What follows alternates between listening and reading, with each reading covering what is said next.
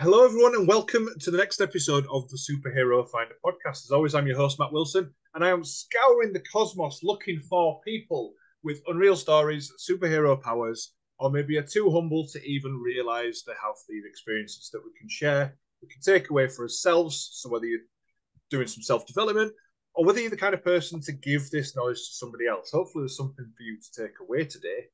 And I am very much excited to be in the Matt Cave. Yeah, see what I did there? With Sophia Stimpson. How are you doing, Sophia? I'm good, thank you. How are you? I'm very good, thank you. Very excited to have a chat with you that we can talk about some of the stuff.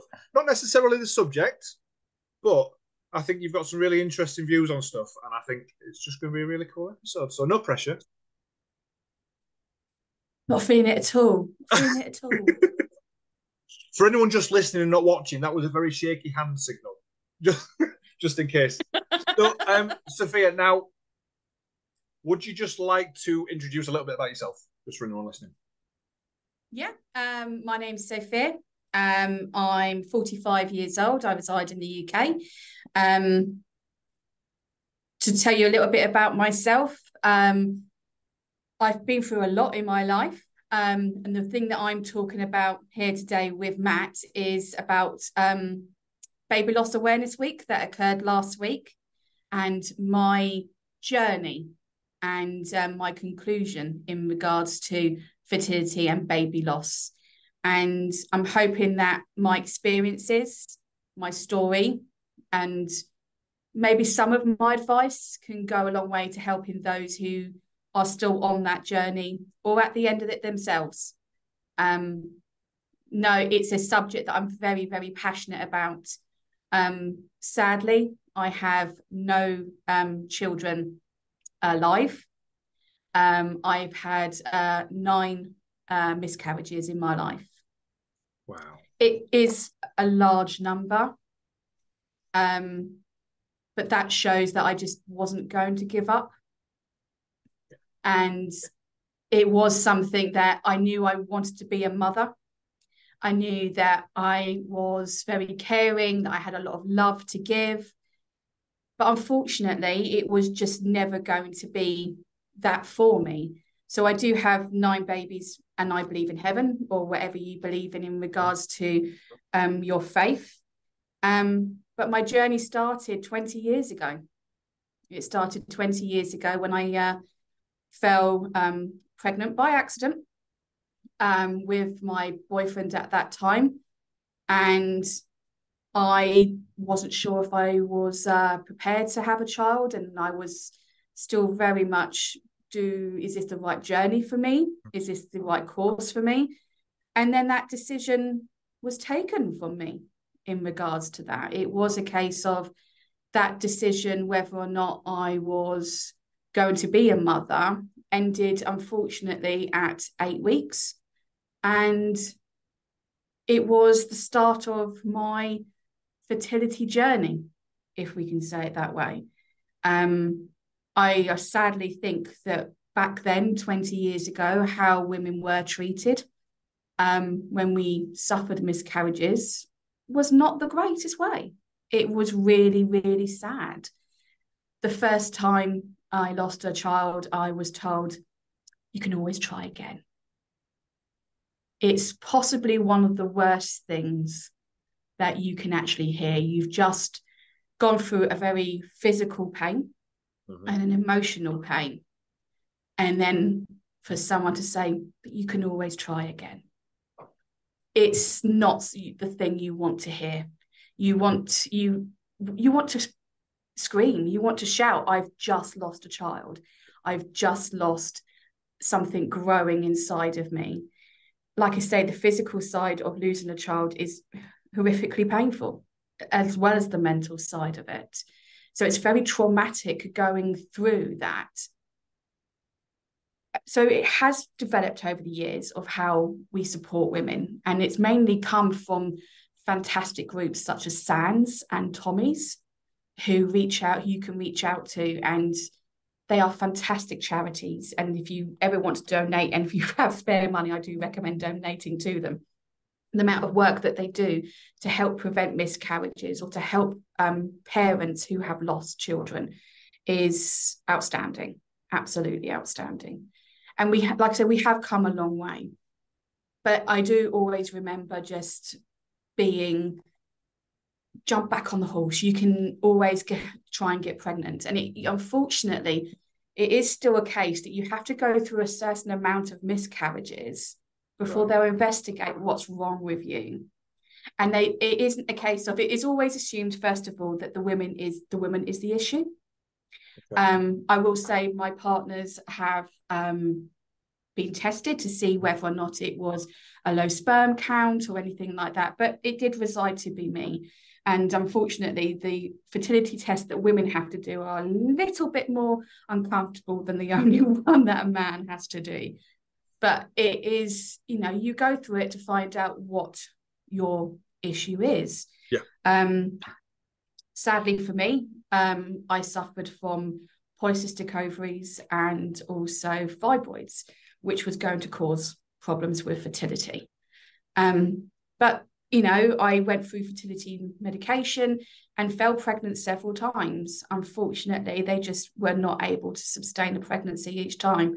And yeah, that's it took a while to go through all this, where you go 20 years of suffering miscarriages, going through treatments, and to me, you can't just jump back on a horse and try and get pregnant. You need to decompress. You need to find out how you are, because, like I say, it's very traumatic mentally and physically going through a miscarriage. And depending on where you are in your pregnancy, it can be sometimes very traumatic, where you're having to actually give birth to a stillborn child and having to deal with that aftermath as well. So it's never as easy as I think people seem to think it was 20 years ago. But I do work within the NHS, and I'm very passionate for working for the NHS. And I have seen how the changes over the last 20 years have been.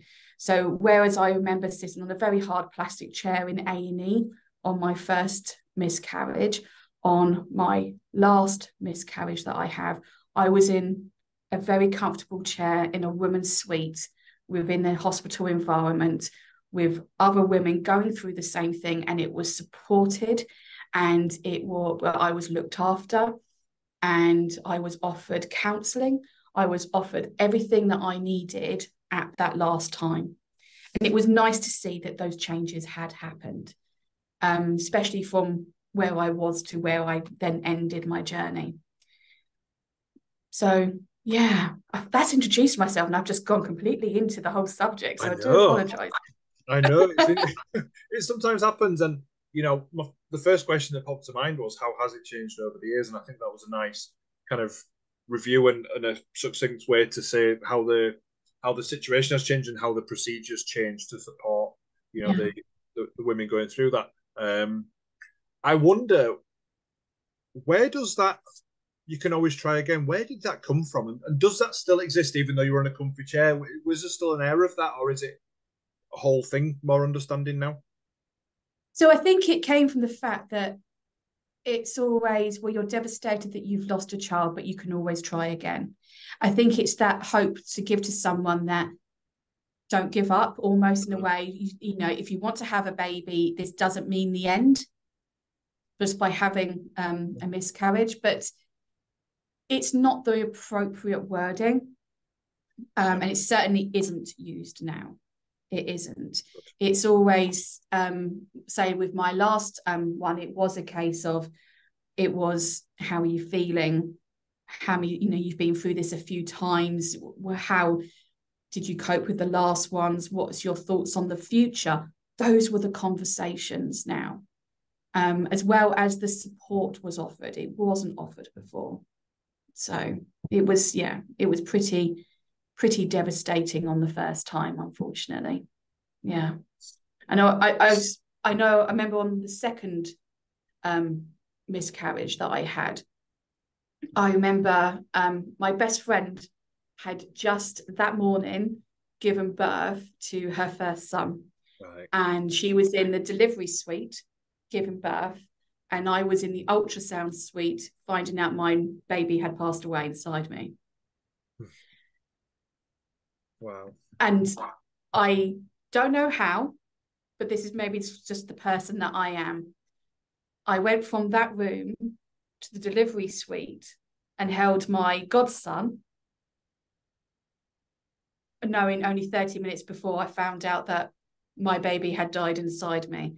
But my friend, and I love her with all my heart, and she was so overjoyed to having her son, and it just felt like I could switch my emotions off for just this brief period, hold this brand baby new, I mean, born only half an hour before. And then, yeah, I mean, he was beautiful. And then I had to go and go take medication to finish the miscarriage. But yeah, I think women, we have this amazing strength sometimes that we are able to carry on and keep going. And it's not just women who say that. I mean, the amount of things that men go through as well. They see their partner take a pregnancy test, the exhilaration of, you're going to be a father, you're going to be a mum and dad. This is it. You start planning your life, how things are going to go, and then it's gone. And then you see your partner go through some of the worst parts of their lives. And I do remember my partner once said to me that he was trying to be strong for me, but I knew that he was breaking. I knew that he was sad. And it's making sure that it's acknowledging each other's pain as well. For that is extremely important, because it's not just the woman who suffers physically. Oh, yes, we do, because it is a physical thing, but mentally it is both the mother and the father of the baby who they both lose. So yeah, I do think that it's a joint mental pain when it comes to baby loss. So yeah.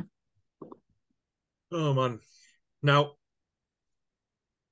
I don't have any kids, so I'll caveat this by saying that I've never experienced a partner of mine have a miscarriage. There was a partner of mine many years ago that did have an ectopic pregnancy, but she told me the basics, and I didn't know much about. I was early 20s. I was kind of too young. I didn't want to be in that position anyway, but it was just one of those. It happened, and then 3 years ago, 4 years ago now, me and one of my ex-wife, we were going through IVF. And I can kind of get a glimpse of you change having the idea of having a child from the idea of conception. Even before that, you almost get yourself into a parent mindset. And that then grows and it becomes part of your identity as the pregnancy moves along, etc. Now, we never got to that stage. We got to the injections and it wasn't right for us and we ended up splitting up anyway. But there's that long process before, and you're still preparing yourself for all these things, like having all the tests and just making sure things are making sure that things are as good as they can be, I suppose. Because my ex had endometriosis and still has. But that was the one thing that was stopping us in terms of fertility wise. But you're right, and that was a really nice way, I think, of you putting there about it's a journey for both of you. And I think actually, if it is for both of you, I would say that maybe that's a sign of a healthy relationship at that point, because both of you are feeling the same. I'm sure there'll be some people that really, understand the idea of masking. Keep calm and carry on, they say, don't they? It's yet again that kind of just going back to that, you can try again. What it does is it came from the right place, but it completely invalidates what you're feeling. Yeah, 100%. 100%. But something that we normalize, which I personally don't think is the right thing. People wait till they're 12 weeks to celebrate and tell people they're pregnant. Yes. because it's the first trimester. Yeah. And majority of miscarriages happen in the first trimester. Yeah. We should be celebrating and telling people we're pregnant the moment you find out, because that's when you need the support of your friends and your family. That's when you need to be held and comforted if it's not successful. We hide miscarriages. Yeah. We don't say to people that we have fertility problems. Yeah. It's a bit of a stigma, I think, with women, that we feel that we're put on this planet and one of the most things that we're supposed to do is our biological DNA is to be able to carry children. That is the original role within, male and female. And when you're a woman and you can't do that, you feel a failure. Yeah. So it's so put on us, oh, I don't want to know if you're pregnant till you're 12 weeks, because it upsets you. What about me? What about how does it feel for me that I've gone through the miscarriage, but I can't share that with you because I just shouldn't talk about it? That's just wrong. We should be talking about pregnancy, early pregnancy. The amount of people, sadly, I know who have had miscarriages on and have hidden it and gone through grief on their own, just maybe with their partner, but not shared it. It's just not, it's not how grief should be coped with. It is one of those that we should be talking to our sisters. We should be talking to our family and our friends. So hiding it, to me, makes it taboo. And it's not taboo to lose a baby, to lose a child. It's for the fear of upsetting other people. We should be, the moment you see a pregnancy test saying, it's early stages, but really need your support on this or whatever it may be, because especially myself, social media wasn't around back then. So I'm really showing my age here. So in my 20s, barely had a mobile phone, let alone, this back then. But it is a case of, if I'd gone through being able to share my experiences with other people as what I feel, I know people want to do now, I probably wouldn't have felt so alone with a lot of my emotions and my grief. And I did write on my own social media a couple of years ago. I did write quite a large and passionate article on how I felt and how I shouldn't have to hide that I had been through this. And the amount of people who then messaged me saying, I went through too, or I had one 6 months ago, because they don't want to upset other people. And it's not pity. It's not pity that we want in regards to when we suffer and we lose a child. It's support, it's understanding. And I think that having miscarriage as a taboo is something it should never, ever be. It should be something that is spoken about. More and more people are suffering from miscarriages now. And it is a case of, we need to be able to support people. And that can be, we do have many, types of varieties of families now where transgender couples are having that, and they're going through miscarriages. Mm-hmm. And it's how they are also struggling with, how do we support that? How do we grieve? Because they feel that they will have prejudice against them for that as well. And it just breaks my heart that people feel that it shouldn't be talked about before 12 weeks. It's certainly not something that sits comfortably with me. And I know that if anyone told me they were pregnant from 4 weeks and when they were happy, then I would be supporting them and doing whatever I needed to do to help them.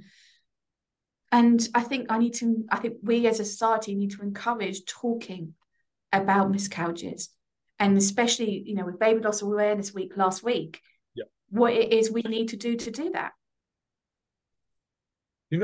I've learned something there, because the only interactions are talking to people that have kind of said, oh, it's early days and we'll tell everyone when it's 12 weeks. I thought it seemed to me that was because they didn't want to tell everyone and then it's almost the idea of saving face. I never knew. Yeah. I've never heard of anyone go, oh well, it's almost like it's not real until it's 12 weeks, which is Yeah. kind of the experience, the experience you've had. And I think it's as a almost a complete outsider, I suppose. It's really odd that it is such a taboo,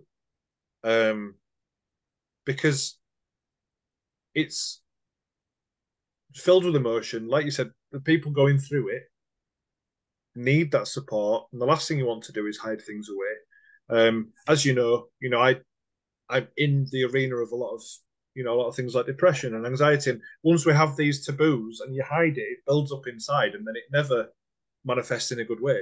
You really struggle to heal from it. You really struggle to kind of move on with things because you're saving all these things. And sometimes somebody that's outside of that bubble can be a real help, can't they? In terms of just helping sort out your thoughts and helping you get through that. But yeah, I'm shocked at how much of a taboo it actually is. And from what you're saying, that's how do we change that? The only way that I see it changing is by talking, like I've come on here today. I'm talking about it. I'm very free and I'm very honest with my journey and my experiences. But I also know there are a certain amount of influencers out there. Mylene Class, actually, the singer and presenter, she's very open about her journey in regards to fertility. And she unfortunately has lost children, I know. And her words are exactly the same. We should be talking about this from day one. It should not be after 12 weeks, or we should be supporting people because it isn't this hidden secret.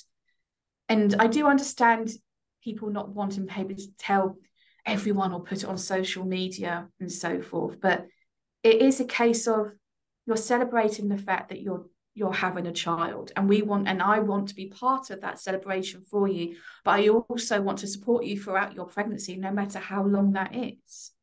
Yeah. And I think that we need to encourage people to be able to reach out and have those celebratory talks. We tell people of when they want to identify their sexuality, be brave, come out and say it, be whatever it is that you want to be. And for that reason, fantastic. It's no longer a taboo to be gay or whatever, or lesbian, or whatever you wish to identify as. So why can't we do that with other things as well? Why can't we celebrate the fact that you're pregnant, but you're worried about it for early stages, so you need that support? I do think that women empowerment is really, really important, and encouraging women to speak up and to say it and to have the voice that they feel they can say, I'm scared. I'm scared I'm going to miscarriage. I'm scared I'm going to go through this again. I know that if I had been able to reach out in the early couple of miscarriages, I probably wouldn't have felt as angry or as grief-stricken as what I was. It's only in the last 2 miscarriages that I had that I felt I was supported, I was loved, I was taken care of. And that made a huge difference. And that's when I was able to make my decision to stop trying even more powerful.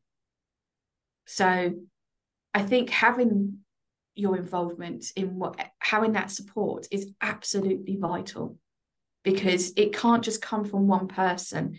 It needs to come from several people. It needs to come from the medical professionals as well as your peer support as well. Do we need to, here's just a thought that I've had in my head while you've been saying then, do we need to humanize some of the terminology we use around it? Because I can think of 2 terms that I've heard, and tell me whether I'm wrong or not, but miscarriage and failed pregnancy make you feel like you've done something wrong. I think failed pregnancy is an awful term. Yeah, it's awful. It's a fail. You're not a robot. Yeah. It's even worse when I think those who suffer from an ectopic pregnancy and the baby is actually still surviving in the fallopian tube, but it can't remain there. And the wording is to terminate the pregnancy. Yeah. So those words, how the effect they then have on the mother, the father, knowing that they've got to make that decision is horrible. Horrible. They have to do it because it's a life that it's the mother's life that is at risk if they don't. And unfortunately, that will always, not unfortunately, it will always be the main primary concern for a gynecologist and a doctor, is the patient's life rather than the embryo growing in the fallopian tube. But they do have to terminate the pregnancy, and more often than not, the fallopian tube is removed as well. Right. So that then cuts down on a lot of fertility and the trauma from going through that, knowing that you've terminated your baby's life when you're trying for a child. It's really hard. It's really hard. And I know many people who have gone through it and how it feels for them, and it's how they feel very unjust for it. And the wording, it needs to change. A lot of the wording needs to change in regards to things. Really, we are getting there, though. We are getting there, which is very, very positive. Sophia, thank you for so honestly and so candidly sharing some of the things you have today. I know it's going to be extremely powerful, and if you're still at this point, you've been able to listen, guys. Thank you so much for listening and being kind to yourself for this period as well. I just wonder, Sophia, from your experience, then, if there's anyone that's going through something similar, or maybe supporting somebody that's maybe newly pregnant, or anything to do with what we've talked about today, is there any insight or any advice you give based on your experience? I mean, from my experience, with every child I've lost, I've given them a name. They are named. They are my babies, so therefore they have a name. And to me, I will always refer to their names. And to me, that gives them a memory, and a positive memory rather than a negative one. I do encourage to talk to people. Do find comfort in talking to other people who have gone through baby loss. Do reach out to the charities that are there. If you are in work and you have a good workplace that has employee assistance programs with free counselling, please make use of them. Suffering in silence will manifest, and it will make your grief harder. I do recommend making sure that you talk. Keep talking for as long as you need. 20 years down the line, and I'm still talking about it. And I will continue to talk about it. No, thank you. It's amazing how many times talking has come through as something to advise to get through anything.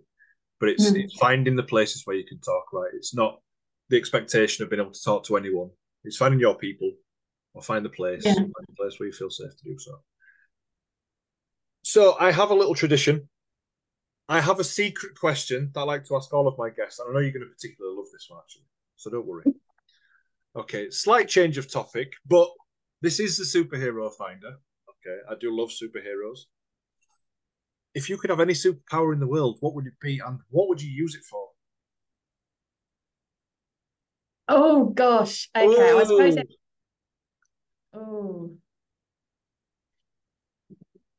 So I think my superhero power